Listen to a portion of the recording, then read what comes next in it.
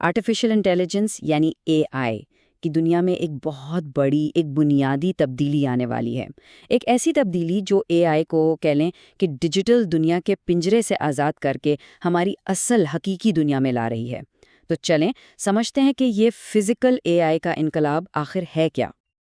دیکھیں، پچھلے 10 سالوں سے آرٹیفیشل انٹیلیجنس ایک طرح سے ایک ڈیجیٹل پنجرے میں بند ہے۔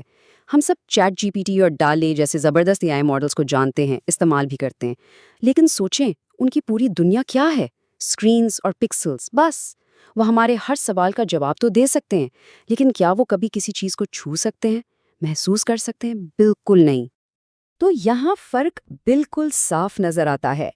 ایک طرف ہے ڈیجیٹل AI جیسے چیٹ GPT، یہ کلاؤڈ میں رہتا ہے اور صرف انفارمیشن پروسیس کرتا ہے، اور دوسری طرف ہے فزیکل AI جس کا باقاعدہ ایک جسم ہوتا ہے، کیمراز، موٹرز، ہاتھ، وہ سب کچھ جو اسے ہماری اس حقیقی دنیا میں چلنے پھرنے اور چیزوں کے ساتھ انٹریکٹ کرنے کی طاقت دیتا ہے۔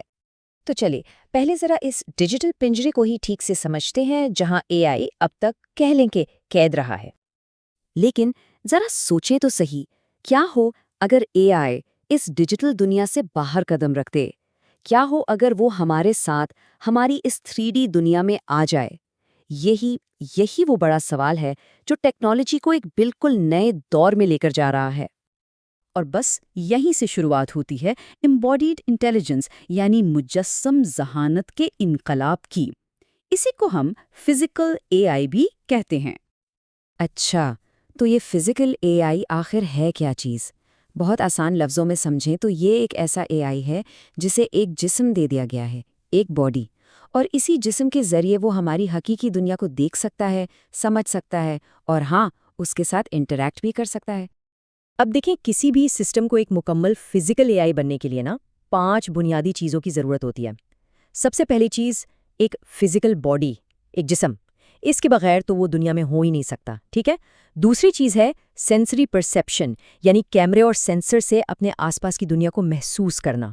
تیسرا ہے ایکچویشن، مطلب موٹرز اور جوڑوں کی مدد سے حرکت کرنا، چلنا پھرنا۔ چوتھا ہے اسپیشل ریزننگ، یعنی اپنے ارد گرد کی جگہ کو سمجھنا، یہ جاننا کہ کہاں جانا ہے، کیسے جانا ہے۔ اور سب سے آخر میں 5ویں چیز ہے آٹونومی، یعنی خود مختاری، کہ وہ غیر متوقع حالات میں خود سے فیصلے کر سکے۔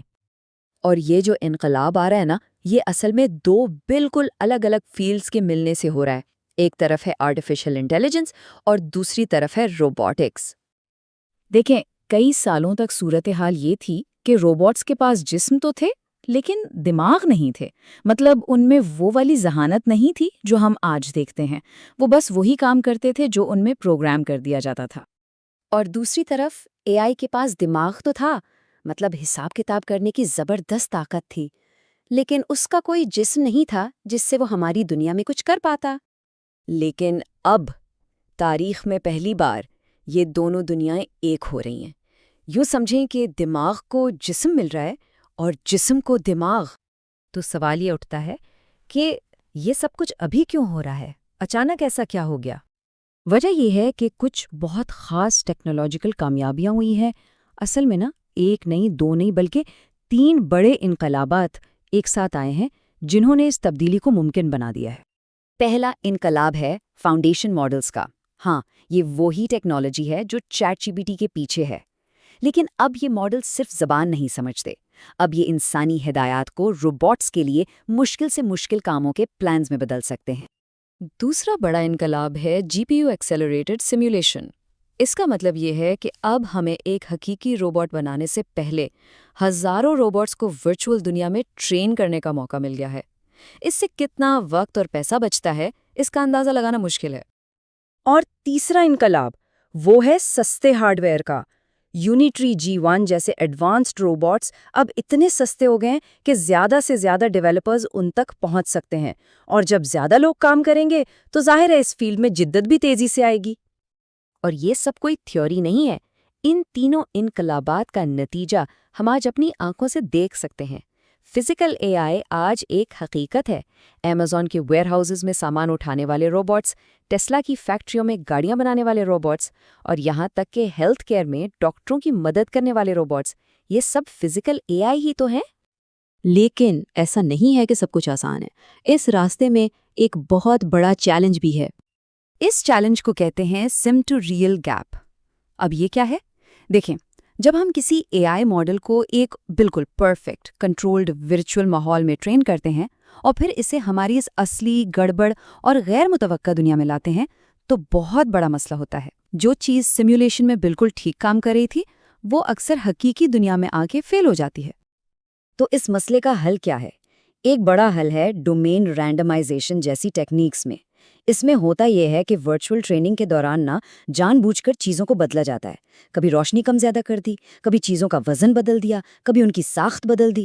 مقصد یہ ہے کہ روبوٹ کو ہر طرح کے الٹے سیدھے حالات کے لیے تیار کیا جائے تاکہ وہ اصلی دنیا میں آ کر گھبرائے نہیں اور اپنا کام ٹھیک سے کر سکے۔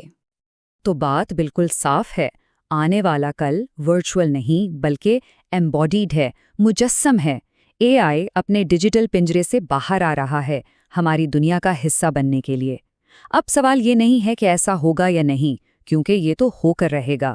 اصل سوال یہ ہے کہ جب ایسا ہوگا تو ہماری دنیا کیسی نظر آئے گی؟ یہی وہ سوال ہے جو آنے والے 10 سالوں میں ٹیکنالوجی کی پوری سمت طے کرے گا۔